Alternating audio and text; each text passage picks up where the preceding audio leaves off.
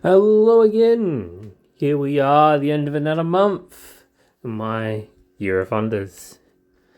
Now, as I like to start off with hobby, I actually sat down and did some painting this month. Mostly on what you can see, my last blossom.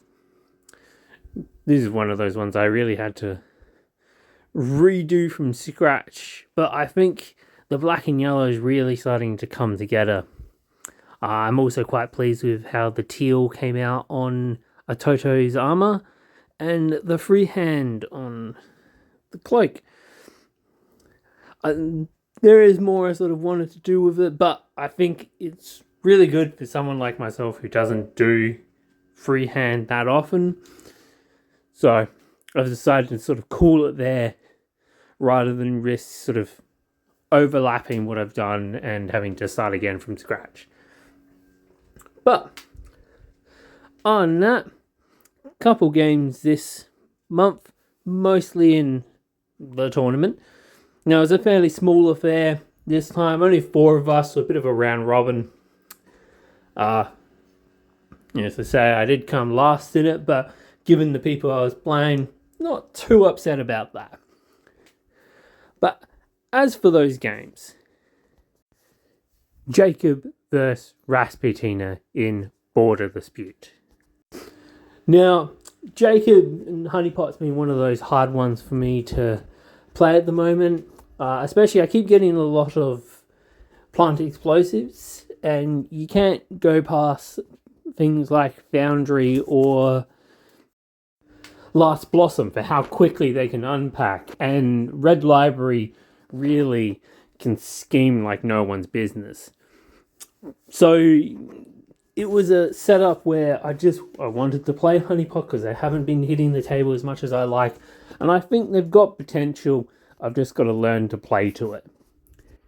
Now, as I said before, I'm missing a couple of the unique characters out of the keyword, and I'm not sure how much I'm suffering for that, or I'm just not getting the practice to be able to play the keyword well. Needless to say, this is another example of playing to the clock. In this case, it sort of worked against me. I pretty much had suffered no damage by the round timer came out, and I'd killed a lot of my opponent. If it had gone through to 5 turns without any risk of running the clock, I'm sure I could have killed so much of him and scored out in the last couple turns, but I just wasn't playing fast enough. Especially, I really struggled first turn to get anything out of my schemes. I don't think I actually got anything out of my scheme, just had to go straight for the second one. But in the end,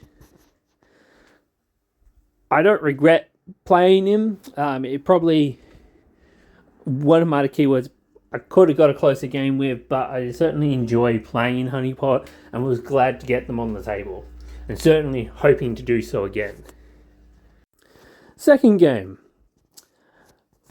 Lynn versus Tara in Plant Explosives.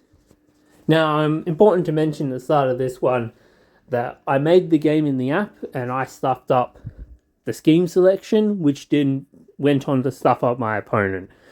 If I hadn't have made that error, he probably would have scored a couple more points on me, but as it was, he only beat me by 1 point. So he still won, but I think that's just something I should have need to take more care to make sure is correct in the future. That said, other than that, fairly good game. First time I've come up against Oblivion, so really interesting to see them on the table this edition. Really like them, a lot of fun, do some interesting nonsense. We did have a bit of a clash at the start where I tried to do some attacking and it really backfired heavily, and I moved to just trying to pure scheme. And I certainly think I would have been better off just trying to purely out-scheme him from the start of the game and avoided conflict as much as possible. But these are the things you learn first time you run into a keyword. So, as for Game 3, Lyn vs. Dreamer in evidence. Now, honestly, this is probably the first time I've come across a crew for me that I would like to see something nerfed. Mainly just Lord Chompy Bits teleport. The fact that it's any bed marker on the board with no range, line of sight, or cost just seems a bit too hard. I would like to see it at least cost like a discarded card, but it is what it is. Moving on. Now this one went much more bloody for me. I saw that coming. About the only thing I would say at the start was a real mistake is I cook Frame Job. Now I cook it on the wrong model, and if I just put it on Sun Wukong, I would have gotten it like straight off the bat with no effort whatsoever.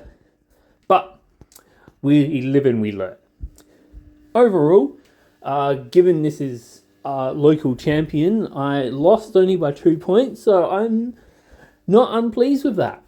Important to note though that this one went in the reverse of clock, where because the clock ran out and we ended activations, I scored, I can't remember if it was 2 points out of my scheme or 1 point, but I scored my scheme at the end of the round where he knew what I had and he easily could have stopped it if we'd gone to play out every model's activation. But sometimes the clock is with you and sometimes it's against you. So all I can really say in tournaments is just keeping in mind of how much time you have. Now, obviously, I never want to stall, but making decisions knowing that the clock is going to run out is important. As I said, in that first game I played, I did make a lot of decisions to try and get points where there were inefficient actions that I would have spent trying to kill my opponent, but I knew I wouldn't be able to convert that into points before the end of the time, before time ran out. So, I mean, it's pretty basic tournament advice, but there it is. It continues to hold true. Well, that's all I have for this month. So, that's me, Captain Steel, signing out.